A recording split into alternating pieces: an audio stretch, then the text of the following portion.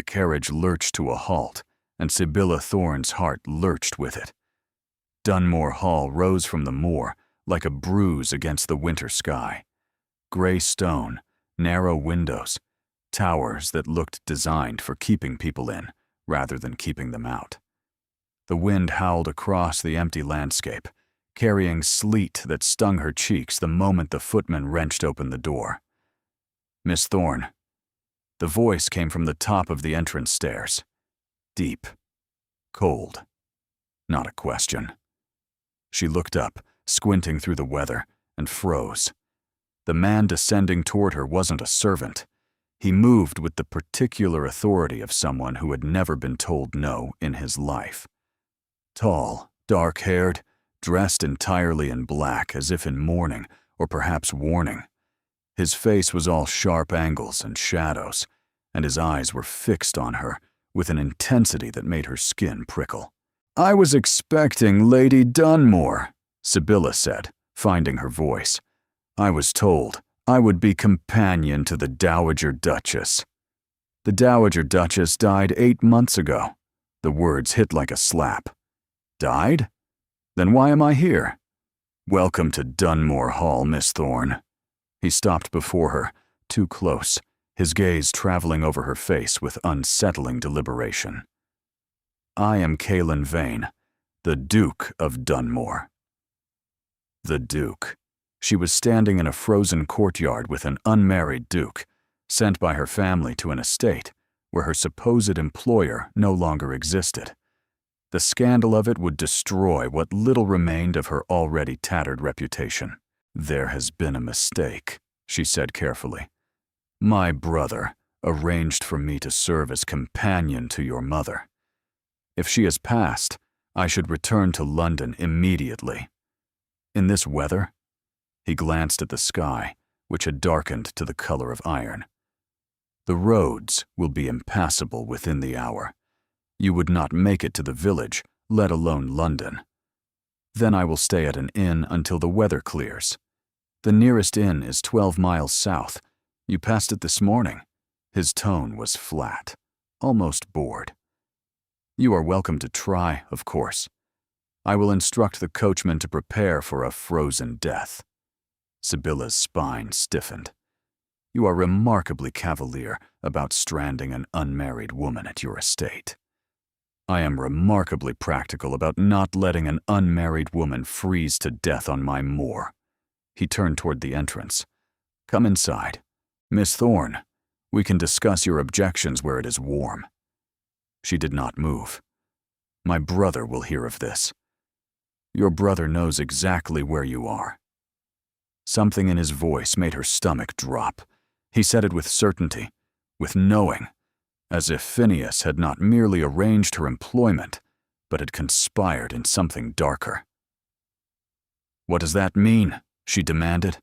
But the Duke was already climbing the stairs, his black coat snapping in the wind.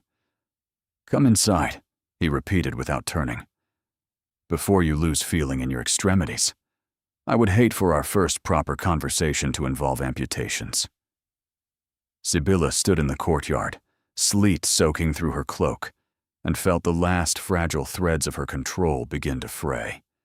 She had no money of her own, no friends who would take her in after the scandal, no family who wanted her anywhere near London society. Phineas had made that perfectly clear when he had put her in the carriage 4 days ago with a tight smile and tighter instructions. "Stay north until I send for you.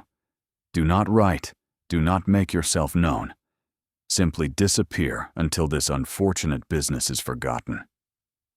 Unfortunate business, as if having her reputation shredded by a man she had trusted was merely an inconvenience, as if the whispers and the cut directs and the invitations that stopped arriving were simply bad luck rather than systematic destruction.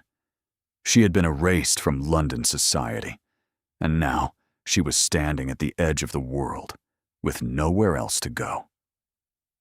The Duke had disappeared inside. Light glowed from the windows, warm and taunting. Sibylla climbed the stairs. The entrance hall was vast and cold, despite the fire roaring in the massive hearth. Stone floors, dark wood paneling, portraits of ancestors, who all seemed to share the Duke's unsettling intensity. A housekeeper appeared from nowhere, gray-haired and sharp-eyed, taking Sibylla's sodden cloak with an efficiency that suggested she had been expecting this arrival. "Mrs. Brennick will show you to your rooms," the Duke said from across the hall. He had not removed his coat, had not moved toward the fire. He simply stood watching her with those unreadable eyes. "Supper is at 7. I expect you will want to rest before then." "I want to understand what is happening," Sibylla said. "Why am I here if your mother is dead? Why did my brother send me to an estate with no position waiting? Why do you speak as though you expected me? Those are excellent questions. Then answer them." His mouth curved, not quite a smile. "At supper, Miss Thorne. I find interrogations go better on a full stomach. I find evasions insulting regardless of the hour." Something flickered in his expression. Interest, perhaps, or amusement. "You have a sharp tongue. I have been told it is one of my many flaws." "By whom?"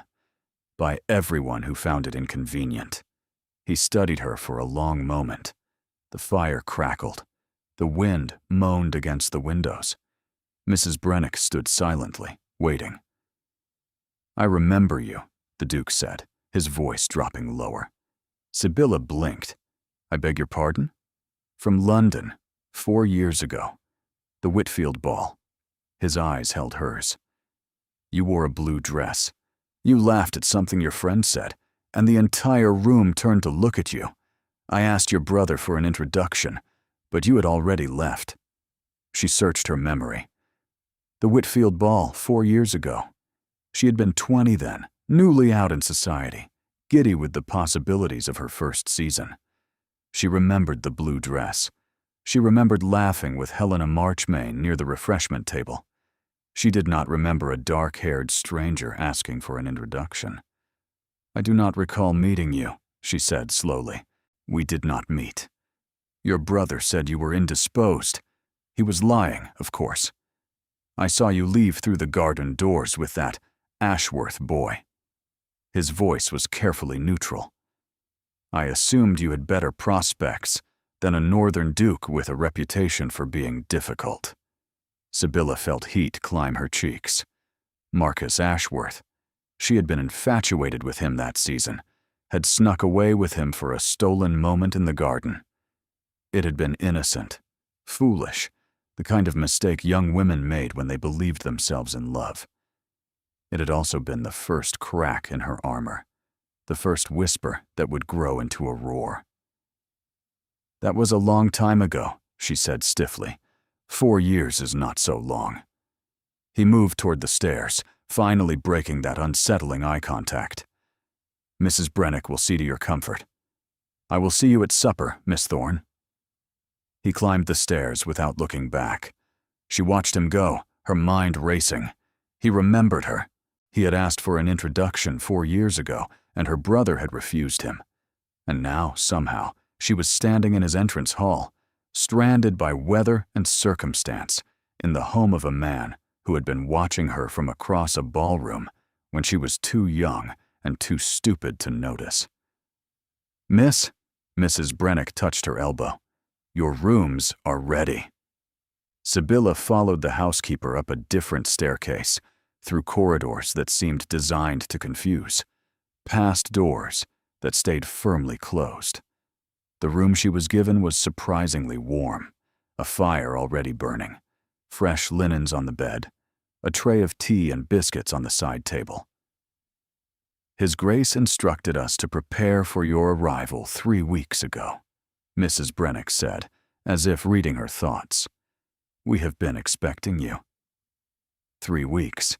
He had known she was coming 3 weeks before she arrived. How did he know? Sibylla asked. But Mrs.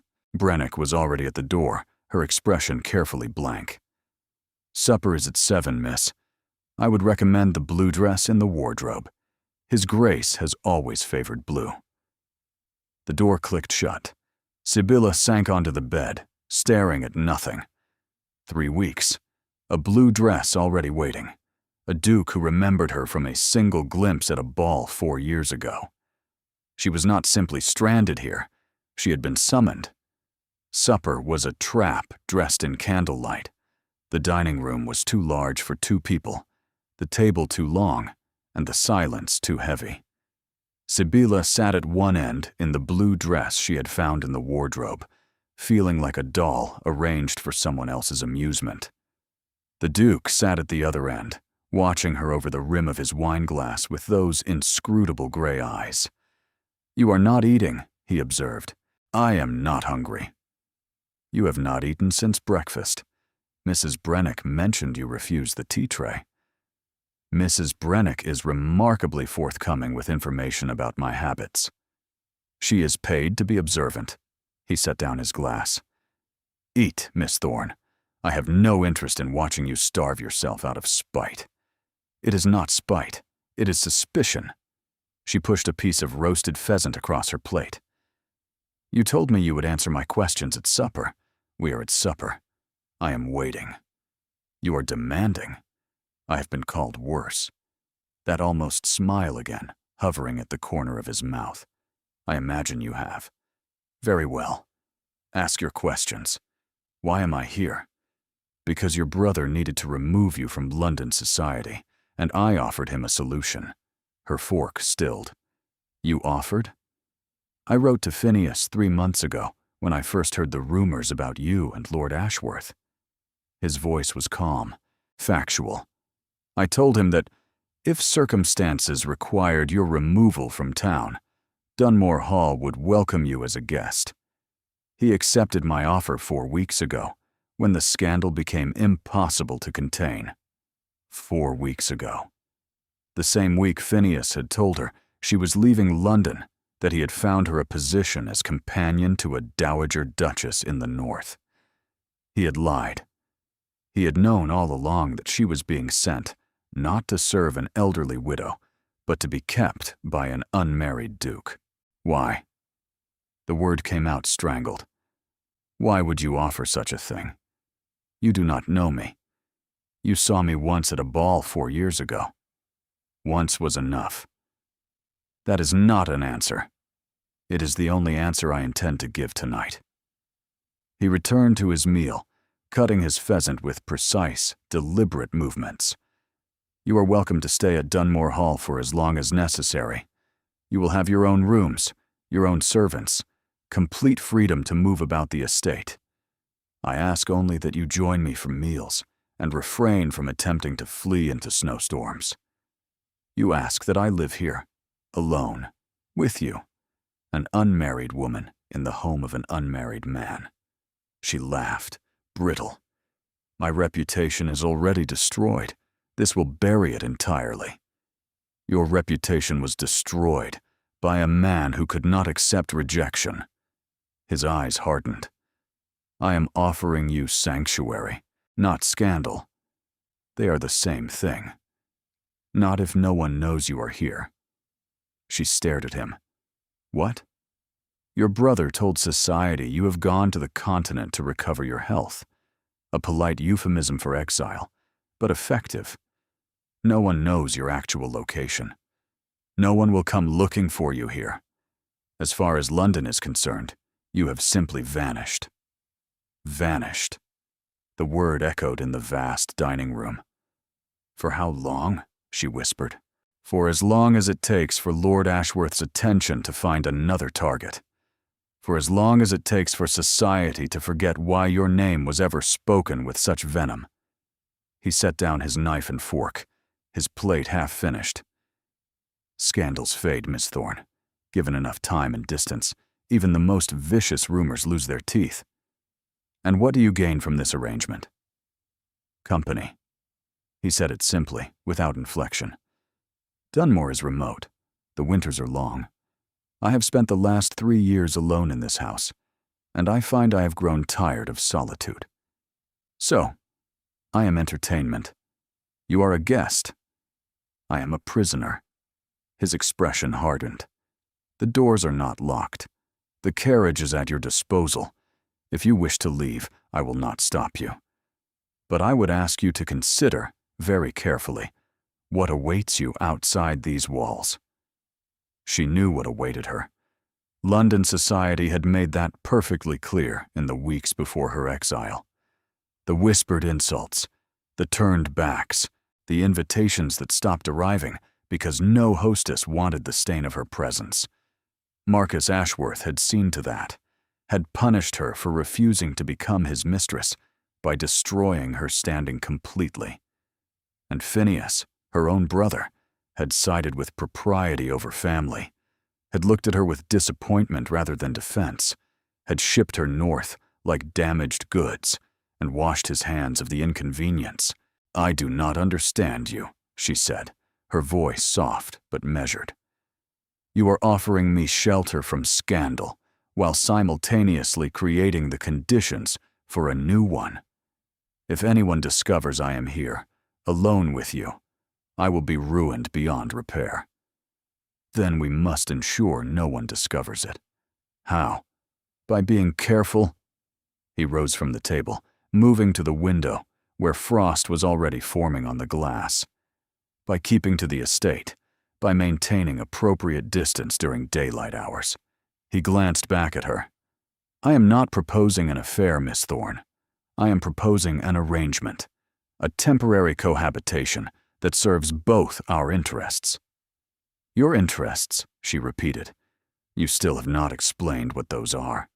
"I told you. Company." "You are lying." He turned fully to face her, and something shifted in his expression. The careful blankness cracked, revealing something rawer underneath. "Perhaps I am. Perhaps my reasons are more complicated than simple loneliness. But I am not ready to share them with a woman who looks at me like I am something to be escaped. Can you blame me?" "No." He moved toward the door. "I would look at me the same way, in your position. Get some rest, Miss Thorne. The storm will last 3 days at least. That should give us plenty of time to establish the terms of our arrangement. I have not agreed to any arrangement." He paused at the threshold, his back to her. "You put on the blue dress."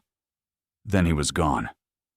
Sibylla sat alone in the enormous dining room, surrounded by candles and shadows and the distant howl of wind. She looked down at herself, at the blue silk that fit perfectly, as if it had been made for her. It probably had been. 3 weeks of preparation, a dress in her exact measurements waiting in the wardrobe, a duke who remembered her face from a single glimpse 4 years ago. She was not a guest here. She was a plan. The storm did not relent. Sibylla woke on the second morning to a world erased by white. Snow had buried the courtyard, drifted against the windows, and transformed the moor into a featureless wasteland. Even the road had vanished, swallowed by winter, as if it had never existed. She was trapped. The Duke appeared at breakfast, impeccably dressed, irritatingly composed. He sat across from her at the too-long table and said nothing, simply ate his eggs and toast, while she pushed food around her plate and tried not to stare at him. "You are not sleeping well," he observed finally. "How would you know?" "Mrs. Brennick reports that your candle burned past midnight, and again past 2, and again past 4. Mrs. Brennick is a spy. Mrs. Brennick is concerned, as am I. Your concern is unnecessary." "Noted." He sipped his coffee, watching her over the rim. "What keeps you awake?" "Everything," she wanted to say. "The strangeness of this house, the weight of your attention, the fact that I am living in the home of a man who has apparently been waiting for me for 4 years, and I do not know whether to be flattered or terrified." "The bed is unfamiliar," she said instead. "I will adjust. There are books in the library. Reading often helps." "I am not a child to be soothed with bedtime stories." "I did not suggest you were." His tone remained mild, but something flickered in his eyes. "I was merely offering a resource. Dunmore's library is quite extensive. My mother was a voracious reader." The mention of his mother shifted something between them. His expression softened. just slightly, just enough for Sibylla to glimpse the grief beneath the granite. How did she die? The question came out before she could stop it. A fever. Last winter. He set down his coffee cup with careful precision. She was ill for 3 weeks. I sent for every physician in the county. None of them could help. I'm sorry. Are you? Yes. She met his eyes, surprised to find she meant it. Losing a parent is a particular kind of devastation. I know. I lost my mother when I was 15. Something passed between them. Recognition, perhaps. The shared language of grief. She would have liked you, the Duke said, his voice low. My mother. She had no patience for simpering debutantes. She preferred women with sharp tongues and sharper minds. Then I am sorry I never had the chance to meet her. So am I. He rose from the table, the moment of vulnerability closing like a door. The storm shows no sign of breaking. I suggest you find ways to occupy yourself. The library is at your disposal, as is the music room and the conservatory. I will be in my study if you require anything. And if I require conversation? He paused, glancing back. Do you? She did not know how to answer. She had spent weeks in London surrounded by people who would not look at her, would not speak to her, and would not acknowledge her existence except to whisper behind their fans. Solitude should have been a relief. Instead, it felt like a continuation of her punishment. Perhaps, she admitted. Then join me for tea at 4. It was not quite an invitation, not quite a command, something in between. We can practice the art of civil discourse. You assume I know how to be civil. I assume you know how to pretend. His mouth curved. You survived 4 London seasons. That requires considerable acting skill. He left before she could respond. Sibylla spent the morning exploring the house. It was larger than she had expected, a labyrinth of corridors and closed doors and unexpected stairs that seemed designed to confuse. The library was indeed extensive, 3 floors of books stretching toward a vaulted ceiling, with ladders on rails and leather chairs positioned near windows that overlooked the frozen moor. She selected a novel at random, something gothic and melodramatic, and tried to read. But her mind kept drifting. 4 years. He had remembered her for 4 years, from a single glimpse across a crowded ballroom, had asked her brother for an introduction and been refused, had watched her leave with another man and decided not to pursue, but he had not forgotten. When she had been ruined, when the scandal broke and her name became poison, he had written to Phineas, had offered sanctuary, had prepared rooms and dresses, and waited for her to arrive like a spider waiting for a fly. Except spiders did not wait 4 years. Spiders did not furnish guest rooms with fresh linens and favorite colors. Spiders did not offer tea and civil discourse, and soften when speaking of dead mothers. She did not know what Caelan Vane was, but spider did not seem quite right. Tea at 4 was held in a small sitting room near the conservatory, warm and bright with winter light. The Duke was already there when she arrived, standing by the window, watching the snow fall. You found the library, he said without turning. How do you know? You smell like old books and dust. He turned, and his expression was almost amused. My mother's favorite perfume, she used to say. Is that why you suggested I visit?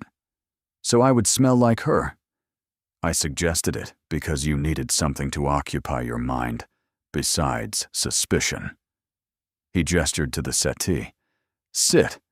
Mrs. Brennick has outdone herself with the sandwiches.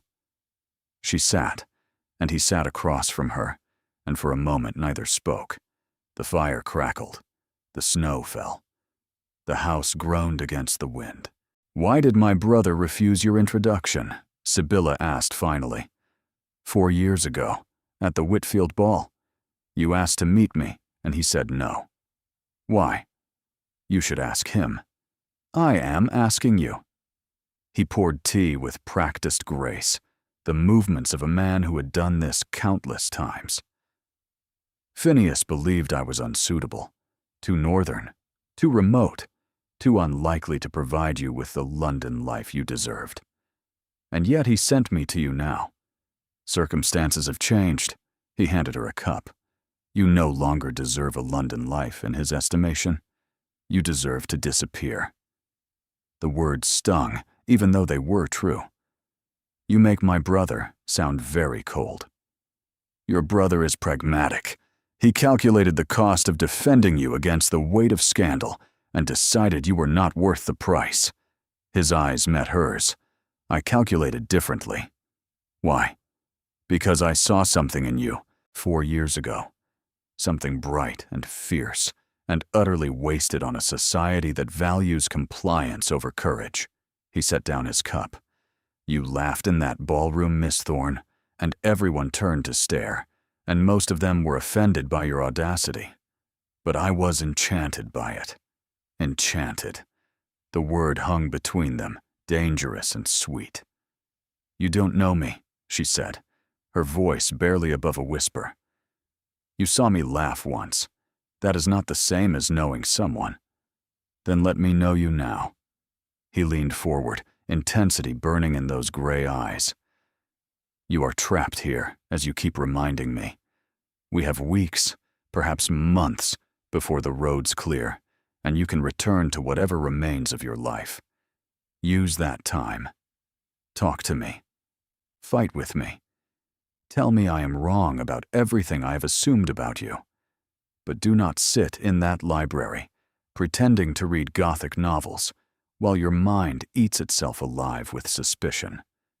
She should have been offended, should have retreated into cold politeness and safe distance.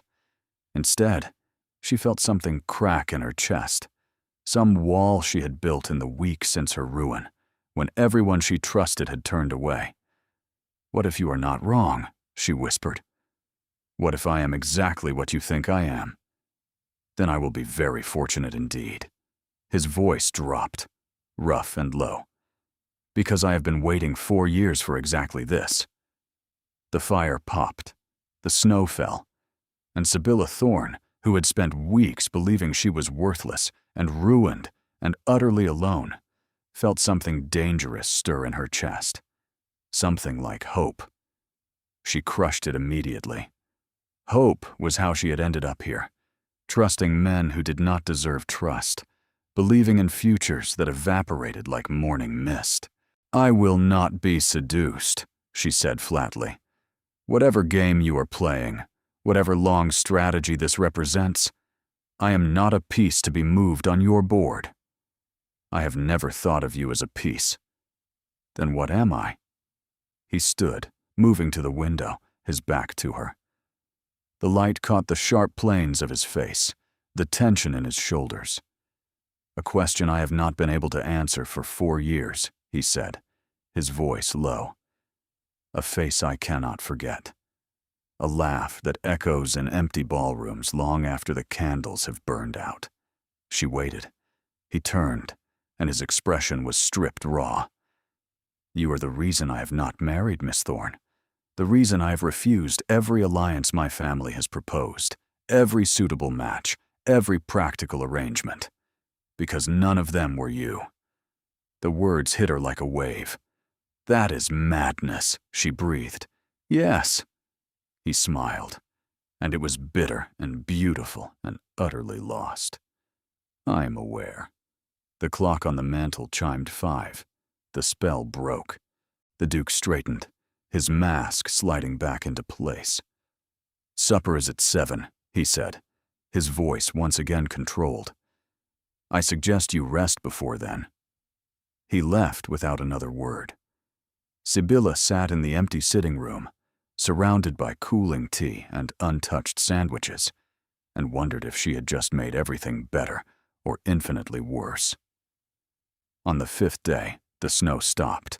Sibylla stood at her window, watching the pale winter sun struggle through the clouds, and felt something loosen in her chest. The roads would clear soon. She could leave. She could escape this strange captivity And return to what? London would not have her. Phineas would not welcome her. The continent was an option, she supposed, if she could find the funds, if she could stomach the exile. A carriage appeared on the horizon. She watched it approach, black against the white landscape, moving slowly through the drifts. Not the mail coach. Something finer. Someone important. By the time she descended to the entrance hall, the Duke was already there, his expression fixed and unreadable. "You should return to your rooms," he said without looking at her. "Why? Who is arriving?" "No one you need concern yourself with." "If I am to hide like a shameful secret, I would at least like to know why." His shoulders tensed. Before he could respond, the front door swung open, and a woman swept inside on a gust of frozen air. She was beautiful. That was the first thing Sibylla noticed. Golden-haired, porcelain-skinned, dressed in traveling clothes that probably cost more than everything Sibylla owned combined. She moved with the effortless grace of someone who had never been told she was unwelcome anywhere. "Kaelin." The woman's voice was warm, familiar. "You did not answer my letters." "I was occupied." "For 3 months?" She laughed, a musical sound that made Sibylla feel suddenly shabby and small. "Your mother would be appalled by your manners." "My mother would understand the circumstances." The woman's gaze slid past him, landing on Sibylla with the precision of an arrow. Blue eyes, sharp and assessing, a smile that did not reach them. "And who is this?" Sibylla lifted her chin. "Sibylla Thorne. I am a guest of His Grace." "A guest?" The woman repeated the word as if tasting it. How delightful. I was not aware Kaelin entertained guests. He has always been so terribly solitary. "Lady Fenella Ashbrook," the Duke said flatly. "Miss Thorne. Now that introductions are complete, perhaps we could move this conversation somewhere warmer." Lady Fenella Ashbrook. The name tugged at something in Sibylla's memory. She had heard it before, whispered in London drawing rooms, attached to speculation about the Duke of Dunmore's marriage prospects. The Ashbrook family had been angling for a connection with the Vanes for years. Lady Fenella was their most valuable piece. "I did not realize you were expecting company," Sibylla said carefully. "I was not." The Duke's voice could have frozen the fire in the hearth. "Lady Fenella has arrived unannounced." "Spontaneity is a virtue, Kaelin. You used to appreciate that about me." Lady Fenella swept past them both, heading for the drawing room as if she owned the house. "I will take tea. Have Mrs. Brennick send up something warm. And do stop glowering, darling. It makes you look positively ancient." The Duke did not move. His eyes remained fixed on some middle distance, his hands clenched at his sides. "How long will she be staying?" Sibylla asked in a low voice. "I do not know." "Can you not send her away? Her father is the Earl of Ashbrook. Her family has been allied with mine for 3 generations. Sending her away would cause a diplomatic incident that would echo through every drawing room in England." Finally, he looked at her, and his expression was bleak.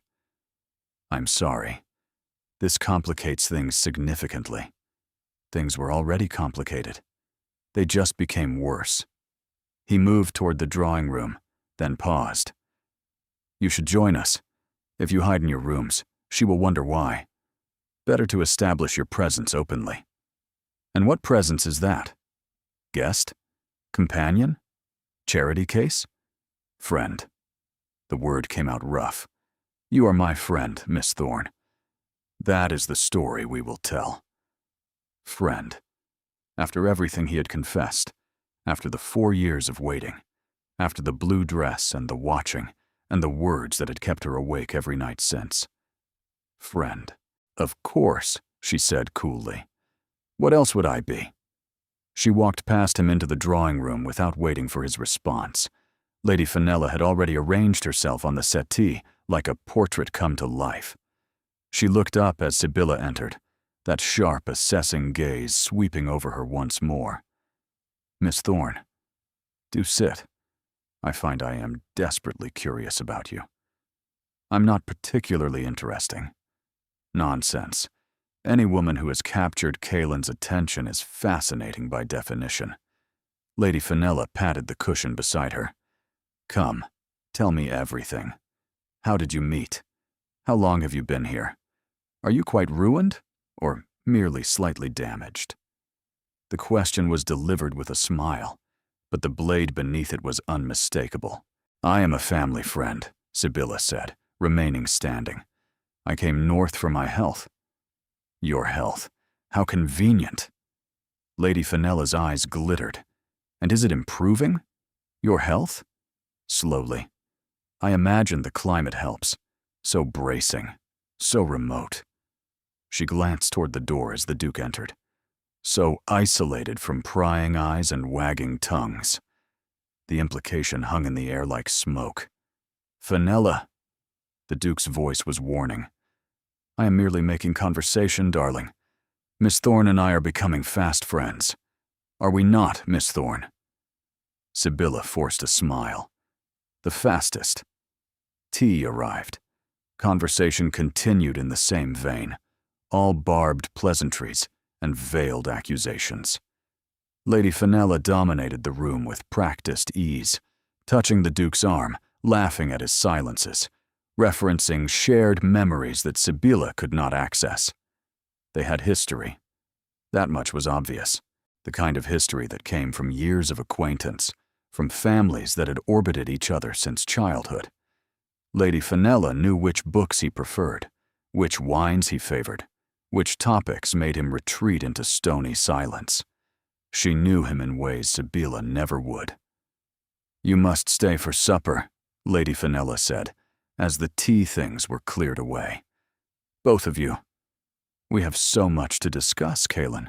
Your father's letter, for one. The arrangements he proposed. Arrangements? Sibylla's stomach dropped. We can discuss that privately, the Duke said. Why? We are all friends here.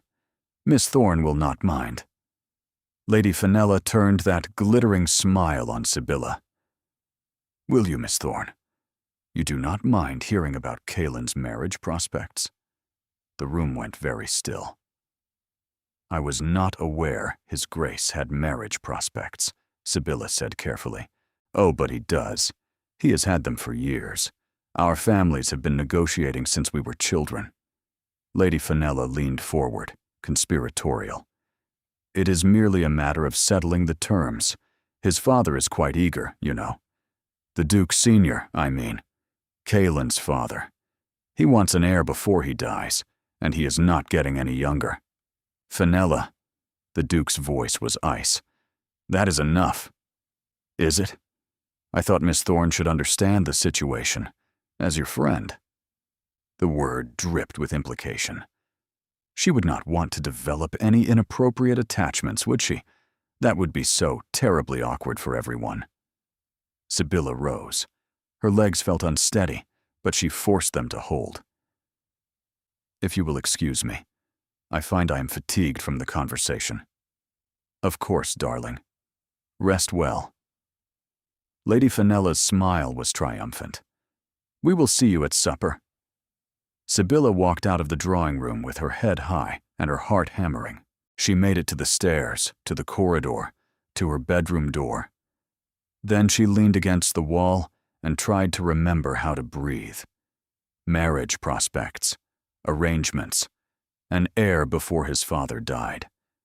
The Duke of Dunmore was promised to Lady Fenella Ashbrook, had been promised, perhaps for years. And Sibylla was just a distraction, a charity case, a ruined woman hiding in his house while he waited for his real future to arrive. She had been a fool to feel anything, a fool to hope. The crack in her chest widened into a chasm. Supper was a battlefield. Lady Fenella commanded the conversation with relentless charm, steering every topic back to her shared history with the Duke. Childhood summers at neighboring estates. Balls where they had danced together. The time he had pulled her from a frozen pond and carried her home in his arms. He was my hero that day, Lady Fenella said, reaching across the table to touch his hand. I have never forgotten it. The Duke withdrew his hand to reach for his wineglass. We were children. It was instinct, not heroism. You are too modest, Kaelin. You have always been too modest. Lady Fenella turned to Sibylla, who had been forcing herself to eat small bites of food she could not taste. Do you not find him terribly modest, Miss Thorne, for a man of his position? I find him many things, Sibylla said carefully. Modest is not the first word that comes to mind. Lady Fenella's eyes narrowed slightly. Oh? And what word would you choose? Complicated. Complicated. Lady Fenella laughed, that musical sound that grated on Sibylla's nerves. How diplomatic. I would have said brooding, or perhaps difficult. He has always been terribly difficult, have you not, darling? So I am told. The Duke's voice was flat. Miss Thorne, you have barely touched your meal. I find my appetite diminished. You should eat. You need your strength. For what? Lady Fenella interjected. Is Miss Thorne engaged in strenuous activities? Long walks on the moor, perhaps? Vigorous reading in the library? The mockery was barely concealed. Miss Thorne is recovering from an illness, the Duke said coldly. She requires rest and nourishment, not interrogation. I was merely expressing concern, as one does for a friend. Lady Fenella's smile sharpened. We are all friends here, are we not? Are we? Sibylla set down her fork. I confess I am uncertain. Friends do not typically arrive unannounced to stake claims on another friend's future husband. The table went silent. Lady Fenella's expression flickered, surprise breaking through the polished facade. I beg your pardon? You have spent the entire evening reminding everyone present that you and His Grace have an understanding, that your families have arrangements, that you are, in essence, already his. Sibylla met her gaze steadily. If that is true, then I offer my congratulations. But if it is not, then I find your behavior remarkably presumptuous. Miss Thorne. The Duke's voice held warning. No, let her speak. Lady Fenella's eyes had gone cold. I am fascinated by her audacity, a woman of no reputation lecturing me on presumption. Tell me, Miss Thorne, what exactly is your position in this household? Guest? Companion? Or something more intimate? Fenella.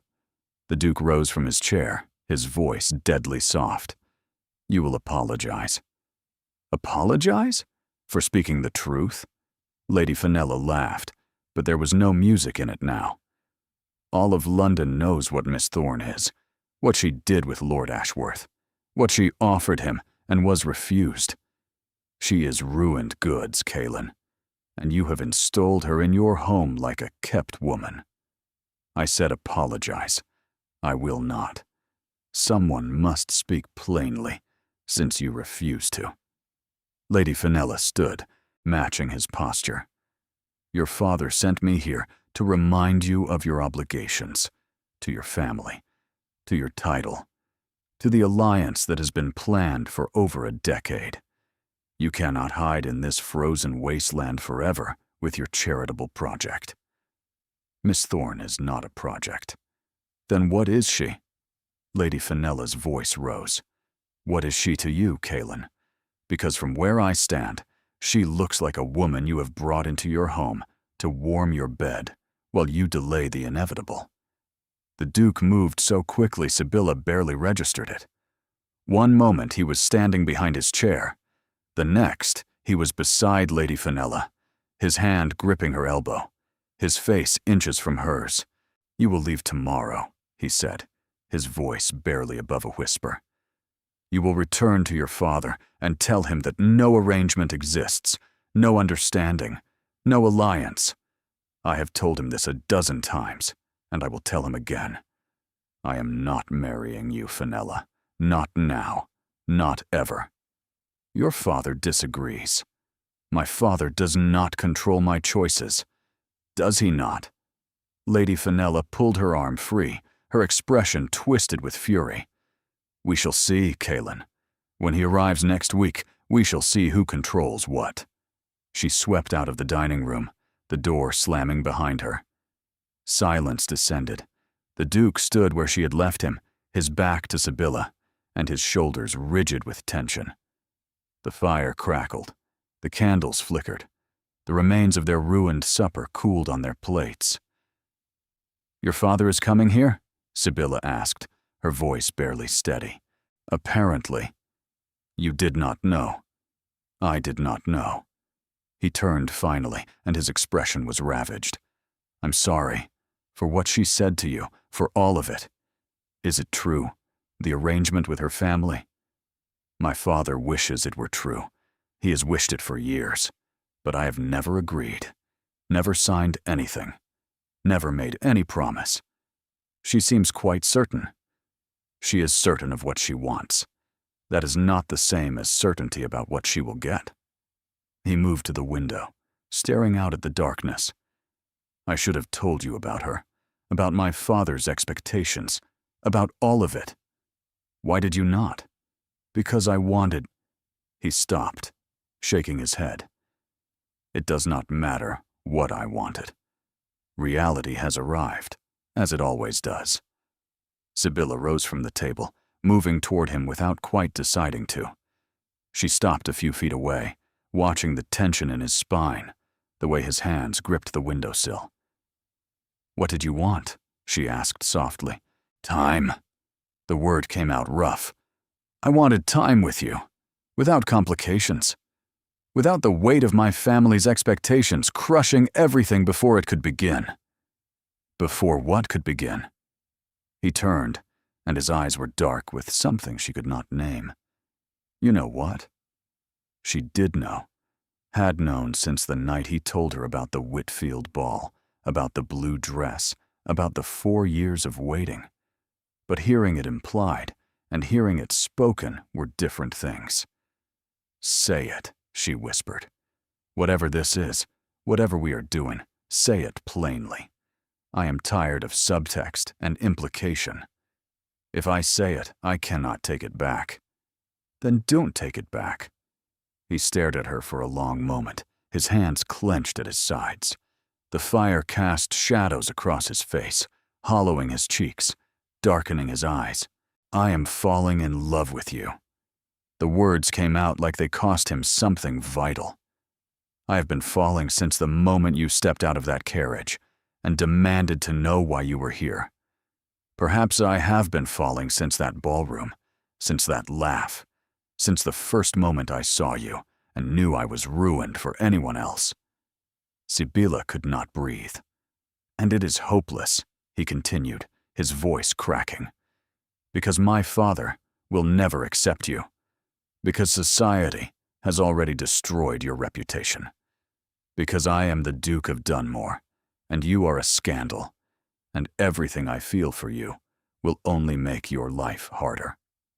You do not get to decide that for me. Someone has to. You are too stubborn to protect yourself. And you are too afraid to let anyone protect you.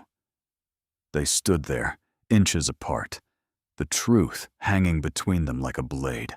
My father arrives in 1 week, the Duke said finally. When he does, everything will change. He will demand I send you away. He will threaten disinheritance if I refuse to marry Fenella. He will make your life here impossible. Then send me away now, before he arrives. I cannot. Why not? His hand came up, tracing the line of her cheek with a gentleness that made her chest ache. His thumb brushed across her skin, feather light. Because I am selfish, he whispered. Because I have waited 4 years, and I am not ready to let you go. Because every moment I have with you, even the difficult ones, is worth more than a lifetime of doing what I am supposed to do. Tears slipped down her cheeks. This cannot end well.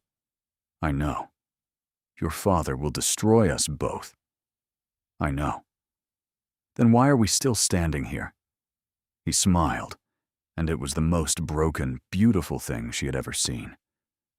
Because I would rather have 1 week of this than 60 years of anything else. He kissed her forehead, soft and reverent, then stepped away. Get some rest, he said, his voice rough.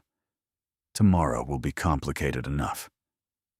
He left her standing by the window, alone with the darkness and her racing heart. 1 week. She had 1 week before everything collapsed. It would have to be enough. Lady Fenella departed at dawn, her carriage cutting fresh tracks through the snow. Sibylla watched from her window as the vehicle disappeared over the ridge, taking with it the immediate threat, but leaving behind a heavier weight. The Duke's father was coming. In 6 days, everything would change. She found Kalen in the library, standing before the fire with a letter in his hands. His expression was distant, his gaze fixed on something far beyond the flames. "From your father?" she asked. "From my solicitor, confirming the terms my father intends to present." He did not look up. "Either I marry Lady Fenella by spring, or I am cut off entirely. No inheritance, no income, no access to the family estates." "Can he do that?" "The title will pass to me regardless. But the money, the lands, the investments, all of it is held in trust. He controls the purse strings until his death, and he can modify the terms as he sees fit." "So you would be Duke of Dunmore, with nothing but the title." "Essentially." He finally met her eyes. This house would be sold to pay debts. The servants would be dismissed. The tenants would be left to whatever fate befalls them when a new owner arrives. The weight of it settled over her. This was not simply about him. It was about everyone who depended on him.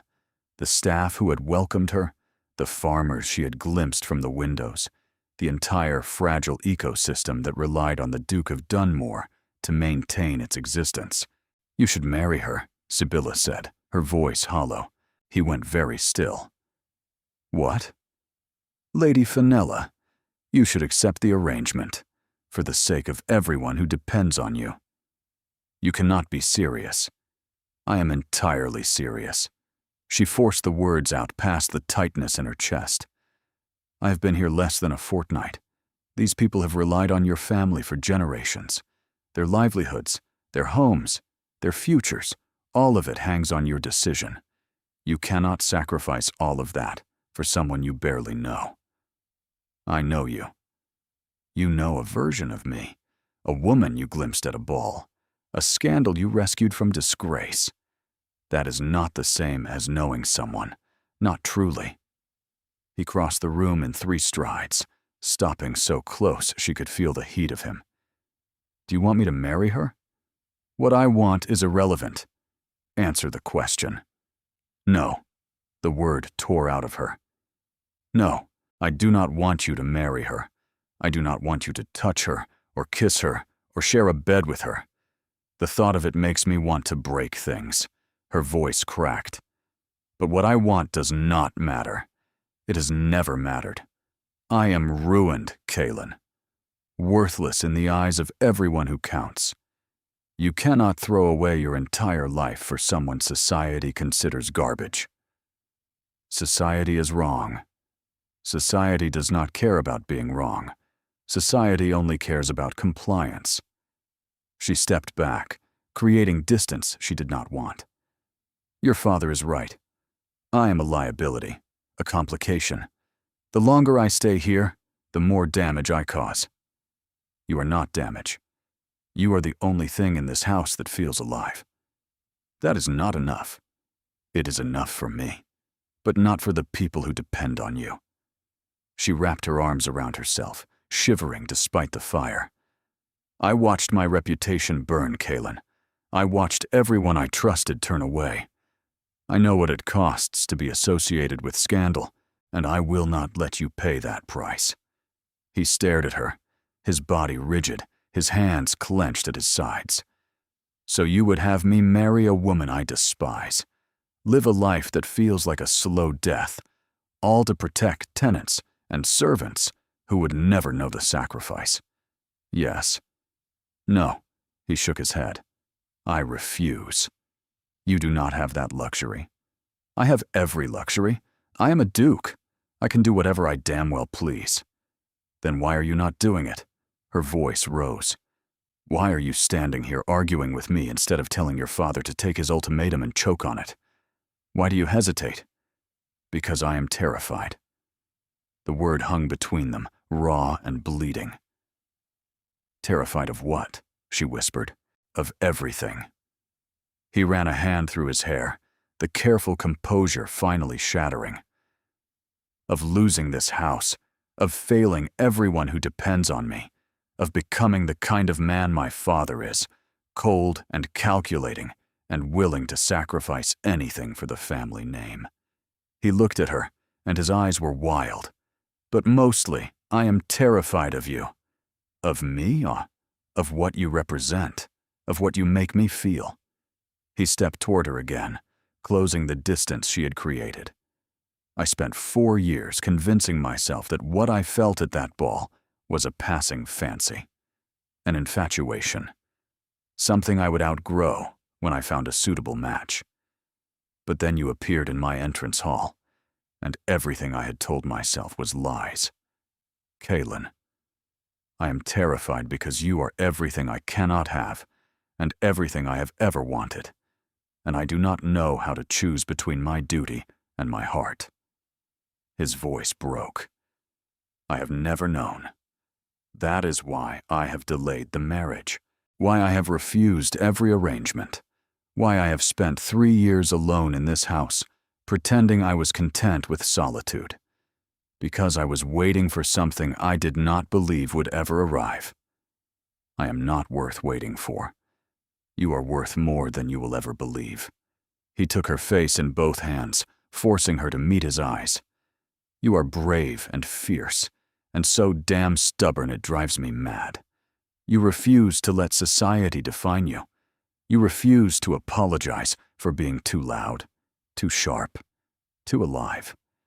You laughed in a ballroom full of people who thought you should be quiet, and the sound of it has haunted me for 4 years. Tears spilled down her cheeks. You don't know me? Not really. Then let me know you. Give me time. Give me a chance to prove that what I feel is not infatuation, not rescue, not some fantasy built on a single moment. His thumbs brushed away her tears. Stay. Fight with me. Tell me I am wrong about everything.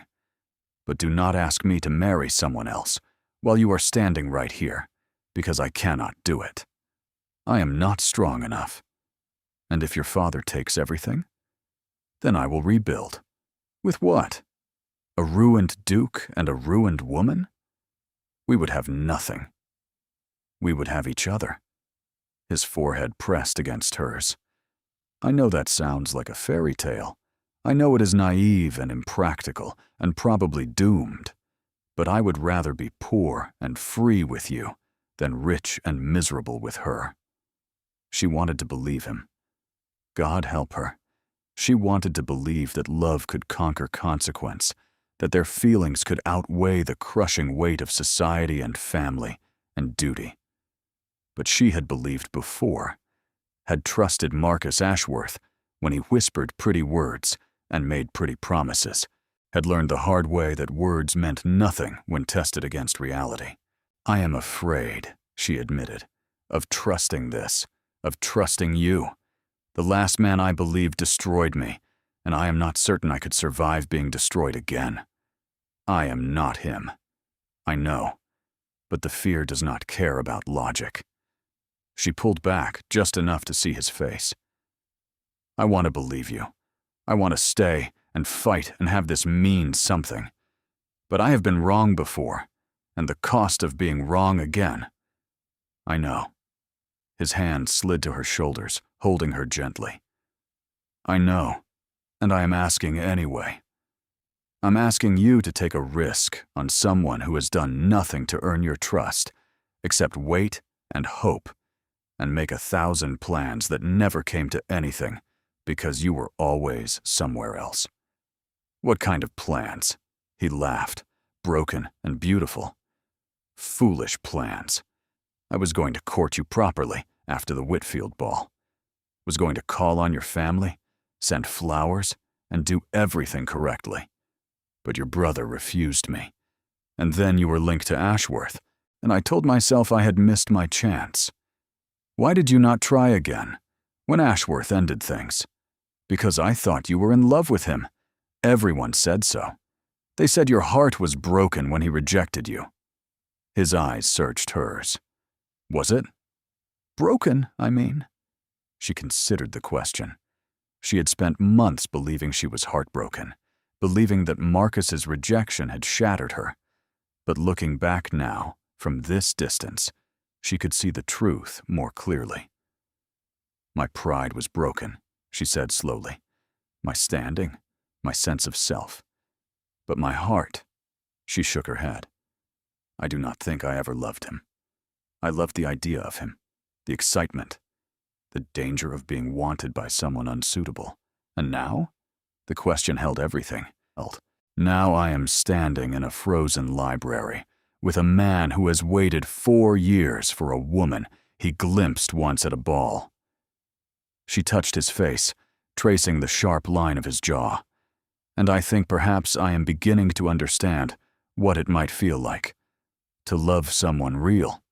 Not an idea, not a fantasy, but a complicated, difficult, terrifying person who looks at me like I am the answer to a question he has been asking his whole life. Is that a yes? It is a maybe. She smiled, watery and uncertain. It is a, I am willing to stay and find out. It is an, I am terrified, but I am choosing to be terrified with you instead of terrified alone. He kissed her. Not desperate this time, not the kind of kiss that preceded regret. This was slow and deliberate and achingly tender, the kind of kiss that asked permission and waited for an answer. She gave it, melting into him, letting herself feel what she had been fighting since the moment she stepped out of that carriage. When they finally broke apart, they were both breathing hard. Your father arrives in 6 days, she said. Yes. He will try to separate us. Yes. What do we do? The Duke smiled, and for the first time since she had met him, it reached his eyes. We fight like hell. She laughed despite herself. That does not sound like a plan. It is the only plan I have. He took her hand, threading his fingers through hers. Stay with me. Face him with me. Whatever happens, we face it together. Together.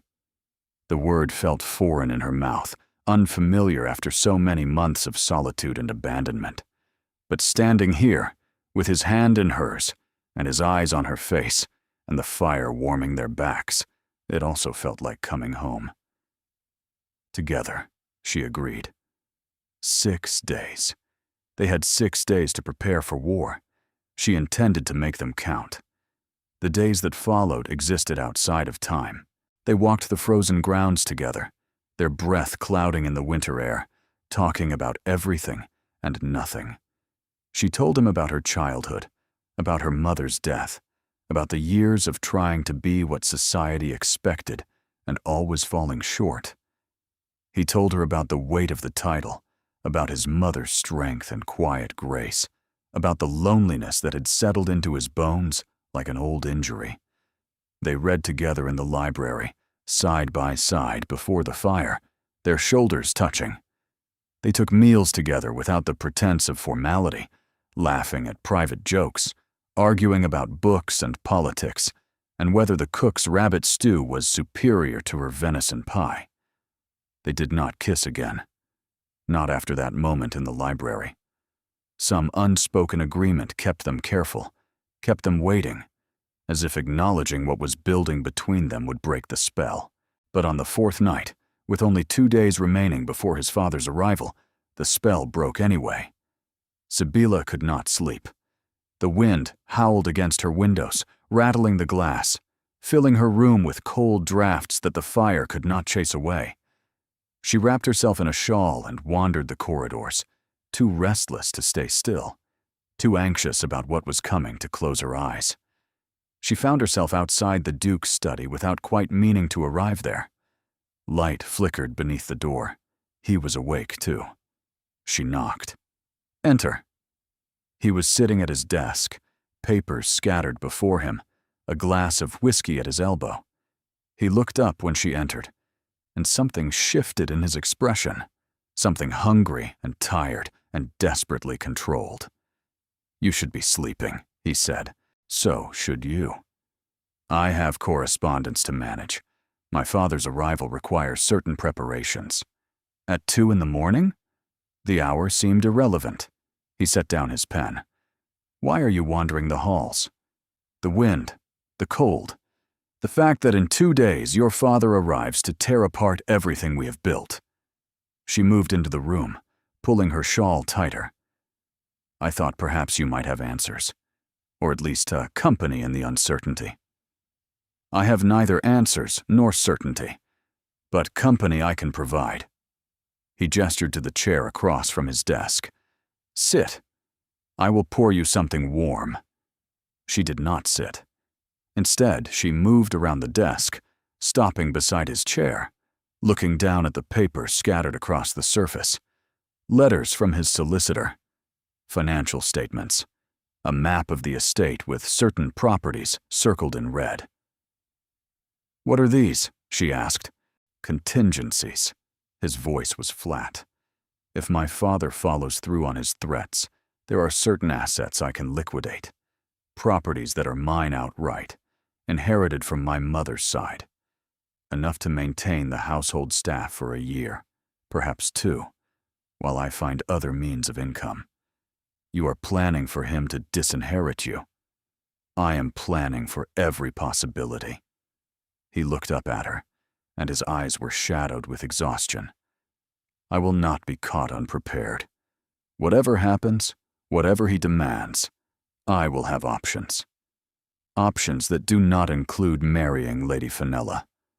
Options that include you." The words hung between them, heavy with implication. "Kaelin." She did not know what she intended to say. His name was simply the only word that made sense. "I know." He rose from the chair, suddenly too close, his body radiating warmth in the cold room. "I know this is madness. I know we agreed to wait, to be careful, to face my father together before making any decisions. But I am tired of being careful." "What are you saying?" "I am saying that I have spent 4 years waiting for you, and I don't want to spend another moment pretending I don't want this." His hand came up, brushing a strand of hair from her face with that devastating gentleness. "I am saying that whatever happens in 2 days, whatever my father threatens or demands, I want tonight.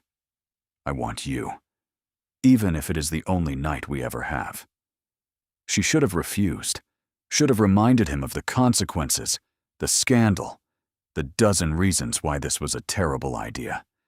But she had spent months being sensible, being careful, being the woman society expected her to be. And where had it gotten her?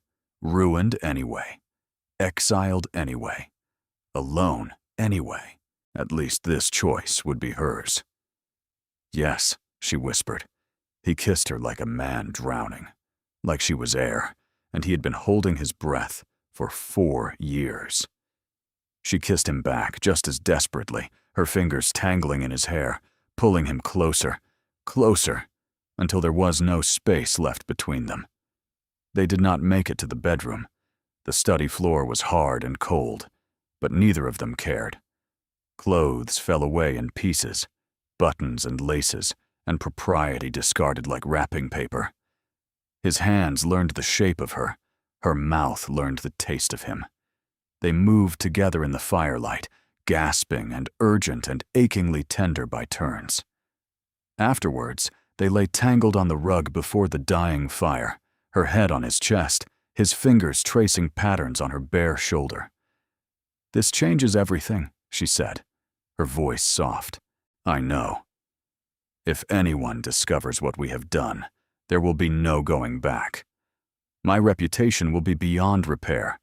Yours will be damaged forever. I know. His arm tightened around her. Do you regret it? She considered the question. Her body ached in unfamiliar ways. Her heart felt cracked open, vulnerable, exposed. Everything she had built to protect herself had been stripped away in a matter of hours.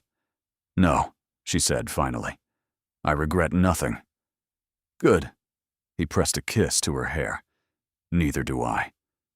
They lay in silence, listening to the wind and the fire and the beating of each other's hearts.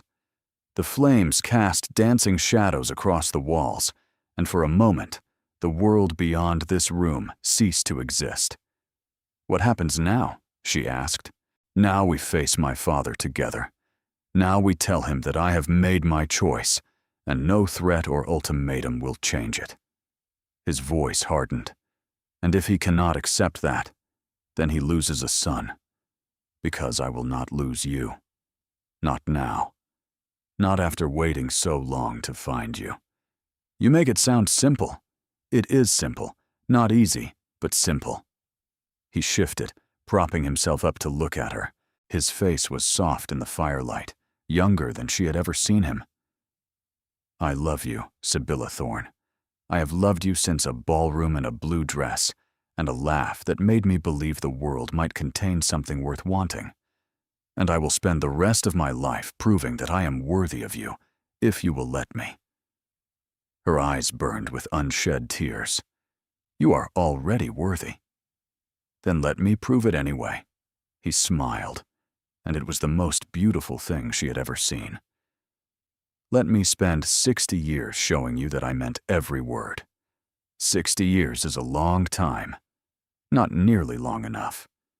He kissed her again, slow and sweet, and she let herself believe that maybe, just maybe, this could work. That love could be enough. That they could build something real from the ashes of their ruined expectations. The fire burned low. The wind howled. And somewhere in the darkness, a clock struck 3. In less than 40 hours, his father would arrive. But for now, they had this. Each other. 1 hour, she said. Then I am coming down, whether you send for me or not. 1 hour. He released her, stepping back as the front door swung open. The man who entered was exactly what Sibylla had expected, and somehow worse. Tall like his son, but broader, heavier, his presence filling the entrance hall like a storm cloud.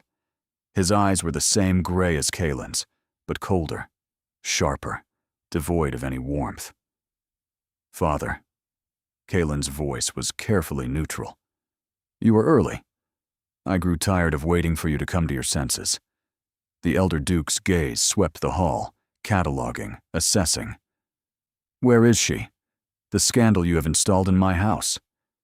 Miss Thorne is a guest, and this is my house, not yours.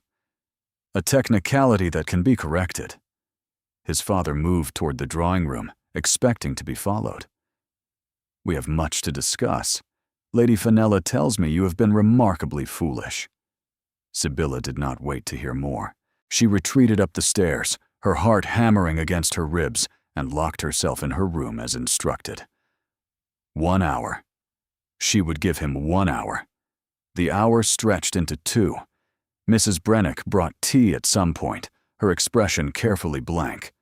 Sibylla did not drink it. She paced the room, listened at the door, pressed her ear to the floor, as if she might hear what was happening in the drawing room below. Silence. Muffled voices. More silence. When the knock finally came, she was already at the door. But it was not Kaylin who stood in the corridor. It was Mrs. Brennick, her face pale and pinched. His Grace requests that you join them in the drawing room, miss. Which His Grace? The elder, miss. Mrs. Brennick's eyes flickered with something like sympathy. I'm sorry. Sibylla straightened her spine and descended the stairs. The drawing room was cold despite the fire. The Duke of Dunmore, the elder, stood before the mantel, dominating the space with sheer presence. Kaylin stood by the window, his back to the room, his shoulders rigid with tension. Miss Thorne. The elder duke's voice was silk over steel. "How kind of you to join us." "I was told my presence was requested." It was. "I wish to see for myself the woman who has so thoroughly compromised my son's judgment." He circled her slowly, examining her like livestock at auction. "You were pretty enough, I suppose, in a common sort of way." "Father." Kalen's voice was warning. "Do not interrupt. We are having a conversation." The elder duke stopped before her, his eyes boring into hers. "Tell me, Miss Thorne, what exactly do you believe you are doing here? I am a guest of your son. You are a scandal hiding from consequences. There is a difference." He smiled, and it was the coldest thing she had ever seen. "I have made inquiries about you, about your family, about the unfortunate business with Lord Ashworth." Her stomach dropped. "That is none of your concern. Everything that affects my son is my concern. And you, Miss Thorne, affect him rather significantly." He moved to the sideboard, pouring himself a drink with deliberate slowness. "Ashworth tells a very different story than the one circulating in society. He claims you pursued him relentlessly, that you offered yourself to him in exchange for marriage, that when he refused, you fabricated accusations to destroy his reputation. That is a lie, is it?" He turned, glass in hand. "Lord Ashworth is from an excellent family. His word carries weight. Yours carries nothing. Father, enough." Kalen spun from the window, his control finally cracking. "You will not speak to her this way." "I will speak to her however I choose. She is a fortune hunter who has latched onto my son, and I will not allow her to drag this family into disgrace. She is not a fortune hunter. She is the woman I intend to marry." The words dropped into the room like stones into still water. The elder duke went very still. "I beg your pardon? You heard me." Kalen moved to stand beside Sibylla, his hand finding hers. "I am going to marry Miss Thorne, with or without your blessing, with or without your money, with or without this house. You would throw away everything, your inheritance, your position, your duty to this family. For her?" "Yes." Silence stretched between them, thick and poisonous. Then the elder duke laughed. It was not a pleasant sound. "Very well," he said softly. "If that is your choice, then I will make mine." He set down his glass. "As of this moment, you are no longer my heir. Your allowance is terminated. Your access to family funds is revoked. You have 1 week to vacate this property before I begin legal proceedings to reclaim it." "You cannot do that." "I can, and I will." His eyes were ice. "You have chosen a scandal over your family. Now live with the consequences." He walked past them both, pausing at the door. "Miss Thorne," he said without turning, "I hope you understand what you have cost my son. I hope you are worth the price he is paying." Then he was gone. Sibylla stood frozen, Kalen's hand still gripping hers, the weight of what had just happened crushing her chest. "Kalen!" Her voice came out strangled. "What have you done? What I should have done years ago." But his voice was hollow, his face pale. "I chose you. You chose ruin, for both of us. I chose freedom." She pulled her hand from his, stepping back. "This is not freedom. This is destruction. You have lost everything because of me." "I have lost nothing that matters. Your home, your income, your future. Buildings and money and expectations." He reached for her, but she retreated further. "Sibylla, please. This is what we wanted. This is what we agreed. I agreed to face him with you. I did not agree to watch you destroy yourself."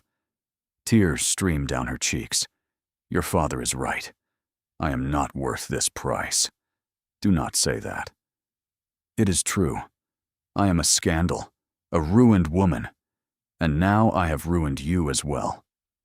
She wrapped her arms around herself, chilled despite the fire burning nearby.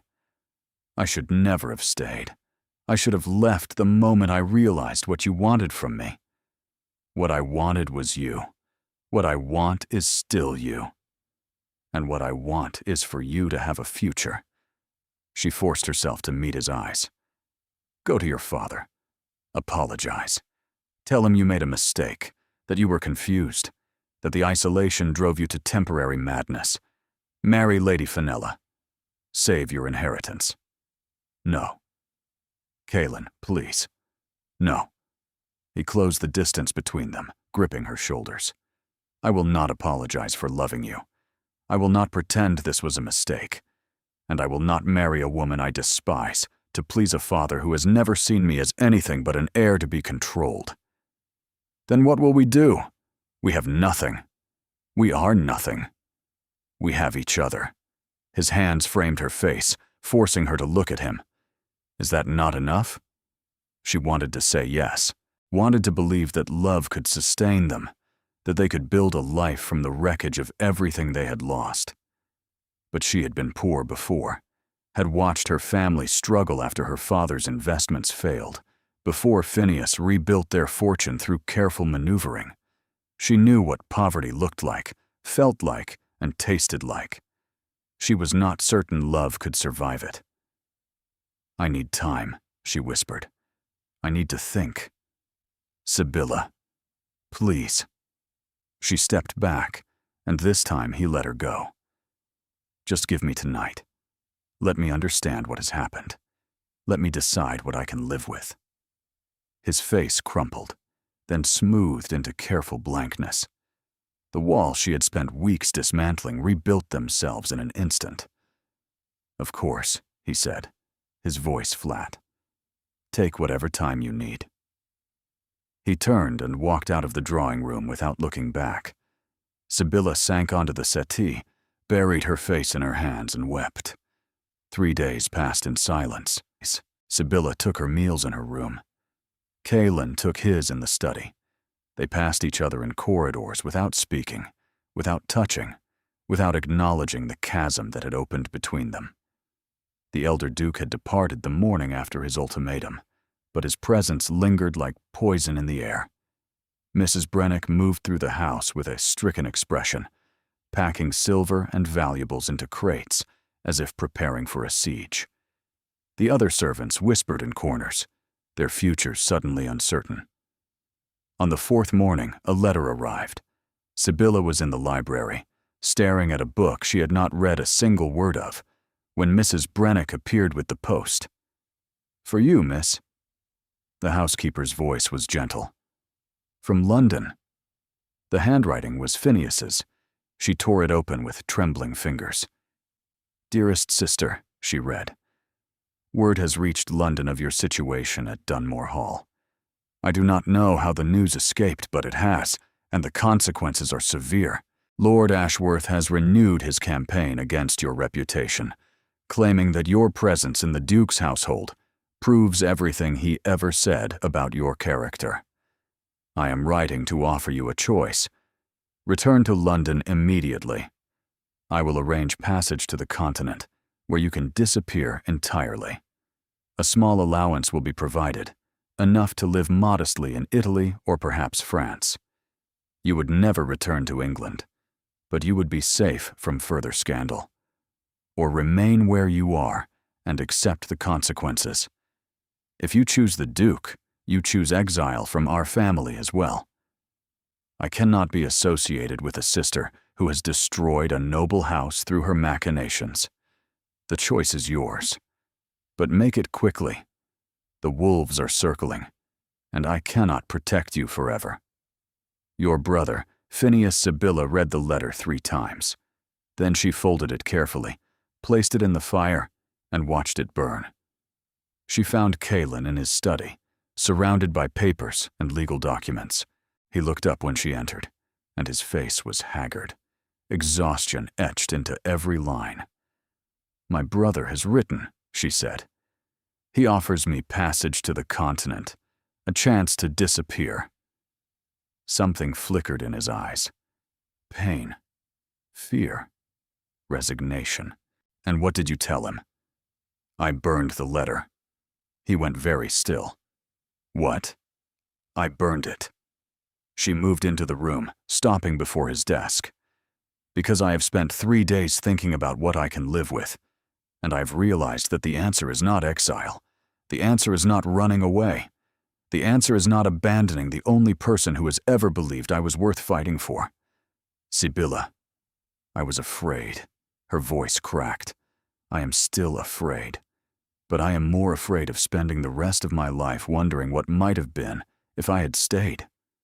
She reached across the desk, taking his hand. You chose me. Now, I am choosing you. Whatever comes, wherever we end up, I am choosing this. He stared at her, his expression working, his eyes bright with unshed tears. My father's solicitor sent word this morning, he said roughly. The legal proceedings to reclaim the estate will take months. In the meantime, we have limited access to my mother's inheritance, enough to maintain a small household somewhere. Not here, not in London, but somewhere. Where? I have a small property in Cornwall. A cottage, really, nothing grand. But it is mine outright, inherited from my grandmother. No one can take it. He gripped her hand tighter. We could start there, build something, find a way forward. A cottage in Cornwall. She laughed, watery and uncertain. That is quite a change from Dunmore Hall. It is quite a change from everything. He rose, circling the desk to stand before her. But I would rather live in a cottage with you than in a palace without you. You are certain? I have never been more certain of anything. He took her face in both hands, forcing her to meet his eyes. I love you, Sibylla. I have loved you for 4 years, and I will love you for 40 more. And I do not care if we have nothing but each other, because you are everything I have ever wanted. She kissed him. It was desperate and messy, and tasted like salt and hope. When they broke apart, he was smiling. There is one thing we must do before we leave, he said. What? Face my father. Publicly, on his own ground. His eyes hardened. He has spread lies about you, about us, about what happened here. If we disappear to Cornwall without answering those lies, they will follow us forever. What are you proposing? The Ashworth ball is in 3 days. Every family of consequence will be there, including my father, including Lady Fenella, including your brother. His expression grew fierce. I am proposing that we attend, that we face them all, that we make it absolutely clear that we have chosen each other, and no amount of scandal or disinheritance will change that. That is madness. That is strategy. He smiled, and it was fierce and determined. If we hide, we are guilty. If we appear, we are defiant. And defiance, my love, is much harder to destroy than guilt. She considered it. The risk, the exposure, the possibility that they would walk into that ballroom and be torn apart by society's teeth, but also the possibility that they would walk in together, unashamed, unbroken, and prove to everyone watching that love could survive anything. Very well, she said, her voice steady. We will attend the Ashworth ball. Together? Together. He kissed her again, and this time it tasted like victory. The Ashworth ball was a glittering battlefield. Sibylla descended from their hired carriage on Caelan's arm, her heart hammering so hard she was certain everyone could hear it. She wore the blue dress, the one that had been waiting for her at Dunmore Hall, altered slightly by Mrs. Brennick's clever fingers. It fit perfectly. It had always fit perfectly. The entrance hall was ablaze with candlelight. Music drifted from the ballroom above. Guests turned as they entered, whispers spreading like wildfire. The Duke of Dunmore. With that woman. Did you hear what his father said? Shameless. Absolutely shameless. Kaylin's hand tightened on hers. Ignore them. I intend to. They climbed the stairs together, every eye in the house following their progress. The ballroom doors opened before them, and the music stuttered, then resumed as 300 faces turned to stare. Courage, Kaylin murmured. Always. They stepped into the light. The first hour was torture. No one spoke to them. No one approached. They stood alone at the edge of the dance floor, surrounded by whispers and pointed glances, and the cold shoulders of everyone who had once considered them worthy of acknowledgement. Then Lord Ashworth appeared. He was handsome still, in that polished, practiced way that had once made Sybilla's heart race. Now it made her stomach turn. "Miss Thorne," he said, his voice carrying deliberately. "What a surprise. I had heard you were hiding in the north, nursing your broken heart." "You heard incorrectly." She met his eyes steadily. "My heart is quite intact. Is it? Even after everything that passed between us?" He smiled, and it was cruel. "I must confess, I am surprised you dare show your face in society. After the things you offered me, the things I refused." "The things you fabricated, you mean?" Kaylin's voice was ice.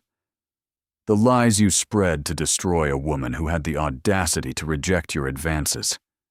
The whispers intensified. People drew closer, eager for spectacle. "Lies?" Ashworth laughed. "I assure you, everything I said about Miss Thorne was the absolute truth. She pursued me relentlessly, offered herself to me in exchange for marriage. When I declined, she manufactured accusations to punish me for my refusal." "That is a lie." Sybilla's voice rang clear. "And everyone in this room knows it." "Do they?" Ashworth's eyes glittered. "Your reputation speaks for itself, Miss Thorne. Ruined. Exiled. And now attached to a duke who has been disinherited for his association with you. Tell me, what innocent woman inspires such destruction? What honorable man spreads such venom?" Kaylin stepped forward, placing himself between Sybilla and her accuser. "I have known Miss Thorne for years. I have watched you slander her name across every drawing room in London, and I have heard the truth from people who actually witnessed your behavior." "What truth?" "The truth that you pursued her, not the other way around. That you made promises you had no intention of keeping. That when she refused to become your mistress, you destroyed her reputation to punish her for her virtue." Kaylin's voice rose, carrying across the suddenly silent ballroom. "You are a liar, Ashworth, a coward.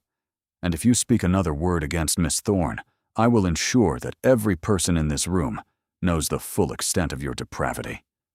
Ashworth's face contorted. "You dare threaten me?" "I dare speak the truth, something you have never been capable of." The room held its breath. Then a new voice cut through the silence. "He is right." Everyone turned. A woman had stepped forward from the crowd.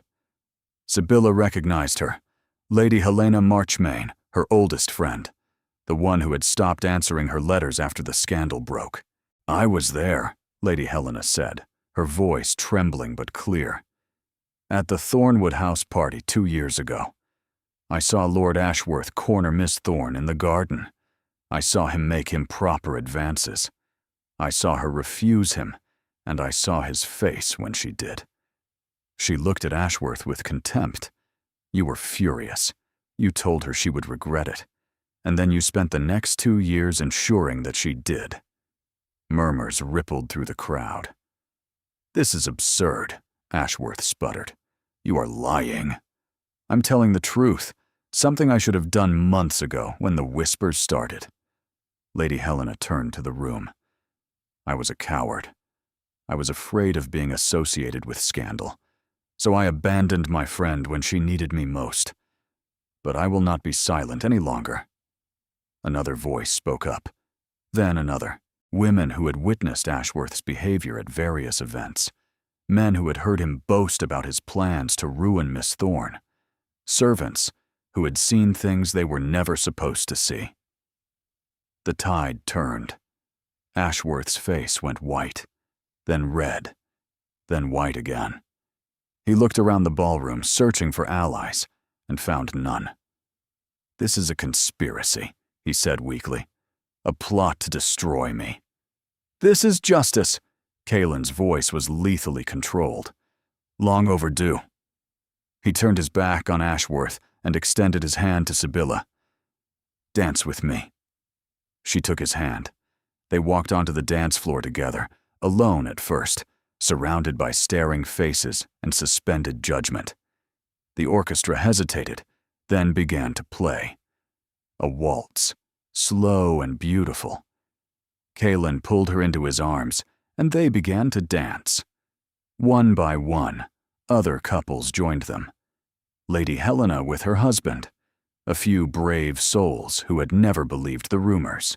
Then more and more, until the floor was full, and Ashworth stood alone at the edge, watching his carefully constructed lies crumble around him. "You did it," Sibylla whispered. "We did it." Kalen smiled down at her, and his eyes were bright with triumph. Together. She pressed her forehead to his shoulder and let herself breathe for the first time in months. The battle was not over. His father still loomed. Her brother still disapproved. Society would whisper for years about the scandal that wasn't. But tonight, they had won. And that was enough to build on. The elder Duke found them on the terrace. Sibylla and Kalen had retreated from the ballroom after the dancing, seeking fresh air and a moment of privacy. They stood at the balustrade, looking out at the moonlit gardens, her hand in his, their shoulders touching. "Well played." The voice came from behind them. Sibylla turned to find the Duke of Dunmore, the elder, watching them with an expression she could not read. "Father." Kalen's voice was wary. "I did not expect to see you here. I came to witness your destruction. Instead, I witnessed something rather different." The elder Duke moved onto the terrace, his footsteps deliberate. That was quite a performance in there. Turning society against Ashworth, rallying witnesses, dancing together, as if you had nothing to be ashamed of. "We have nothing to be ashamed of." So it would appear. His father stopped before them, his eyes moving between Sibylla and his son. "I underestimated you. Both of you." "Is that an apology?" "It is an observation." The elder Duke's expression shifted, something complicated moving beneath the surface. "I have spent my entire life building this family's reputation, protecting our legacy, ensuring that the Vane name commanded respect in every drawing room in England. And in one evening, you have done more for that reputation than I managed in 40 years. Sibylla blinked. "I do not understand." "You stood up to Ashworth. You exposed him for what he is. You proved that the Vane family will not be bullied, will not be intimidated, and will not bow to lies and manipulation." He looked at his son with something that might have been respect. "That is the legacy I wanted to build. I simply went about it the wrong way." Kalen stared at his father. "Are you saying you were wrong?" "I am saying I miscalculated." The words came out stiff, forced. "I believed that alliances and arrangements were the path to power. I believed that reputation was built on compliance and propriety. But watching you tonight, watching how you defended this woman, how she stood beside you without flinching, I realized that true power comes from conviction." "And what does that mean for us?" Sibylla asked. "For the disinheritance? For the legal proceedings?" The elder Duke was silent for a long moment.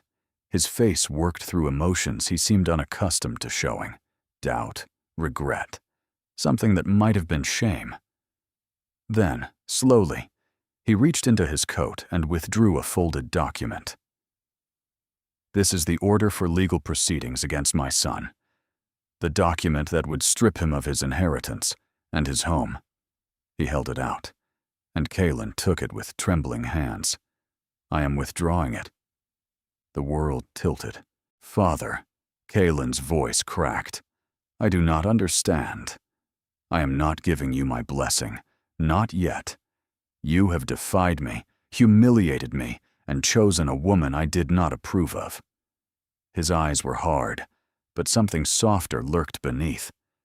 "But you have also proven that you are willing to fight for what you believe in, that you have the courage to stand against opposition, even when that opposition is your own father. That does not sound like forgiveness. It is not forgiveness. It is recognition." The elder Duke straightened his shoulders. "You are my heir.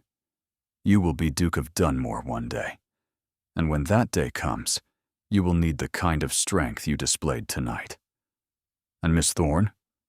The elder Duke turned to Sibylla, his gaze assessing.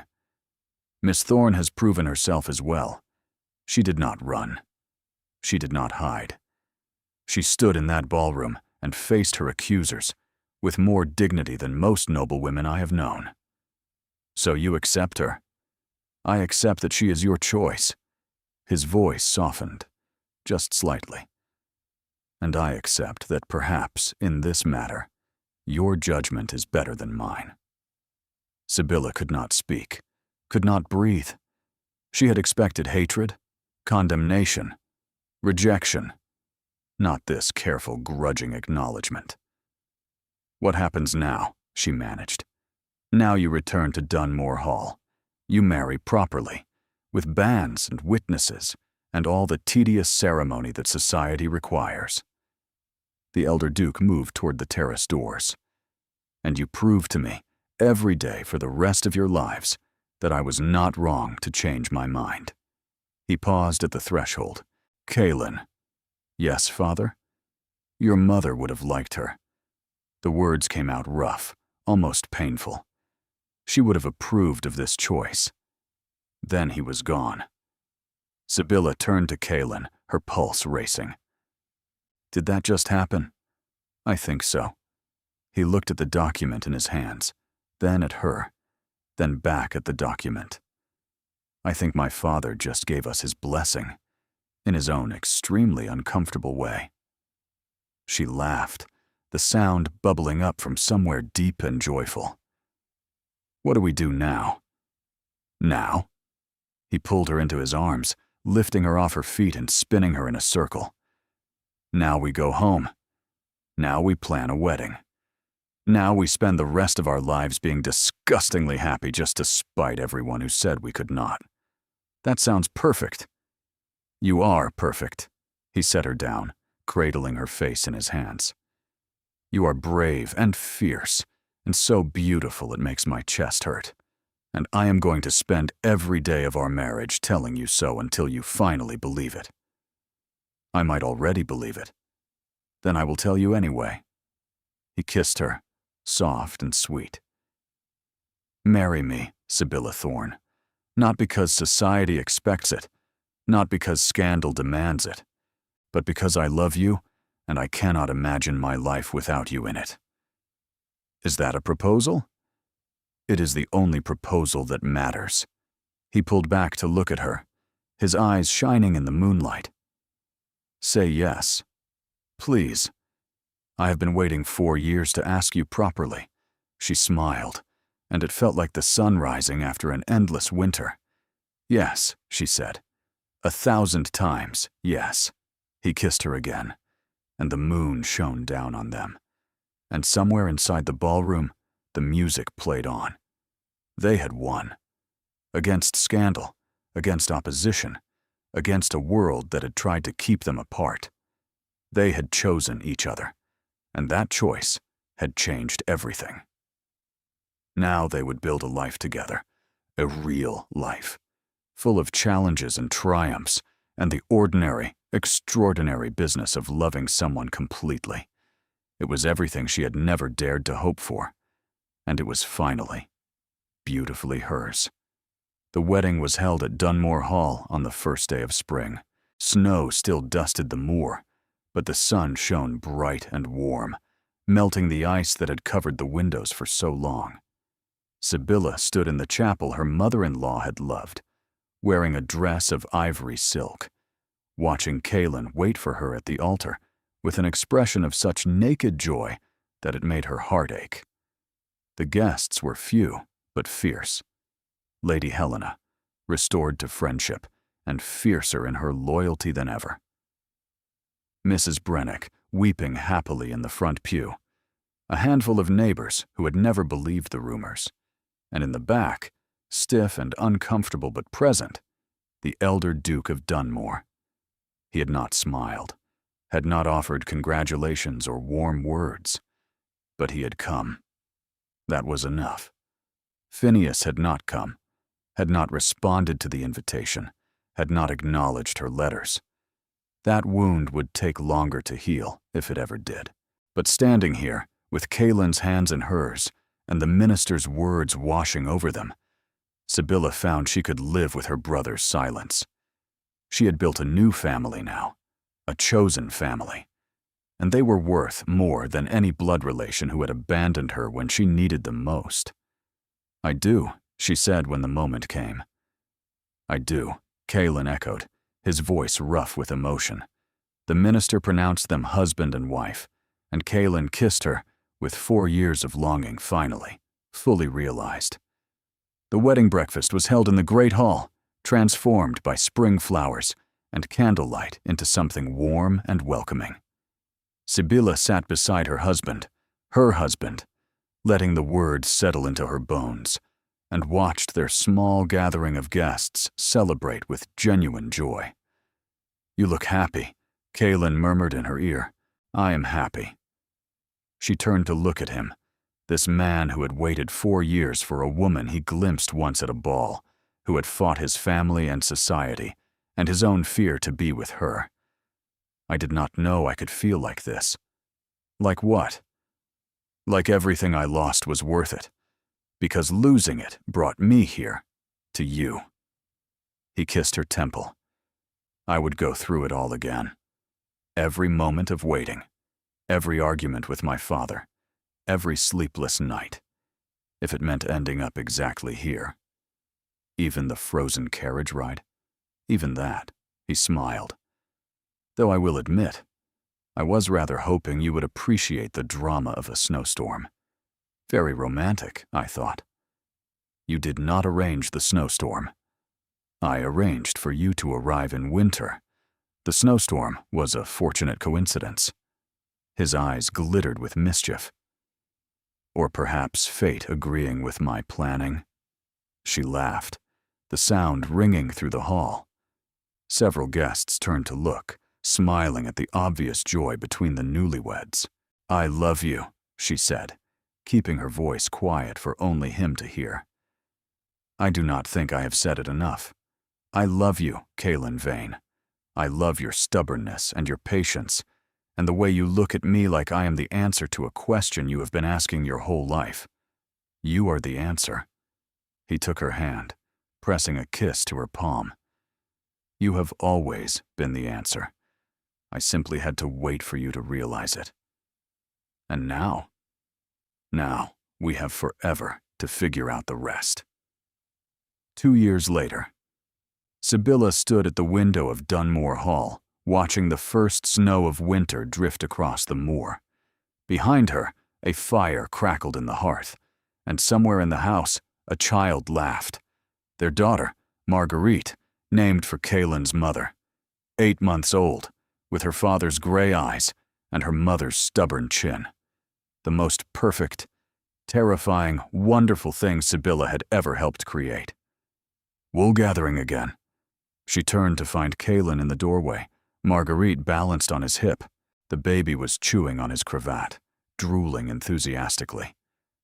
"Remembering," Sibylla said, "the day I arrived, the carriage, the snow, the complete certainty that my life was over. And now I cannot imagine any other life."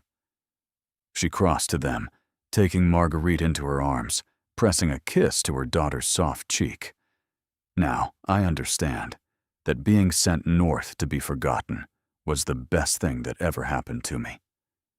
I prefer to think of it as being sent north to be found." Caylin wrapped his arms around them both, his chin resting on Sibylla's shoulder. I had been waiting for you, after all. 4 years. I would have waited 40. She leaned back into his warmth, watching the snow fall, feeling the weight of her daughter in her arms and her husband's heart beating against her back. The elder Duke had softened, gradually, grudgingly. He visited quarterly now, doting on Marguerite with a tenderness no one had expected. He never apologized for his earlier cruelty, but his presence spoke louder than words. Phineas had finally written a stiff letter of congratulation after Marguerite's birth. They were not reconciled, not fully, but the door was no longer closed. Time, Sibylla had learned, could heal almost anything. Lady Fenella had married elsewhere, a wealthy baron who appreciated her ambition. They seemed well matched. Sibylla wished her happiness, genuinely, and meant it. And Marcus Ashworth had retreated from society entirely after the revelations at the ball. Last she heard, he was living on a small estate in Scotland, his reputation as ruined as he had once tried to make hers. Justice, it seemed, had a sense of poetry. "What are you thinking?" Kaelin asked. "That I am grateful, for all of it, even the painful parts." She turned her head to look at him. "They brought me here, to you, to this. Regrets?" "None," she smiled. "Not a single one." He kissed her, soft and sweet and full of promise. Outside, the snow continued to fall, blanketing Dunmore Hall in white. Inside, the fire burned warm, the baby cooed, and 2 people who had found each other against all odds held on to what they had built. Some storms, it turned out, were not meant to destroy. Some storms were meant to bring you home. Thank you for staying with Sibylla and Kaelin until the very end.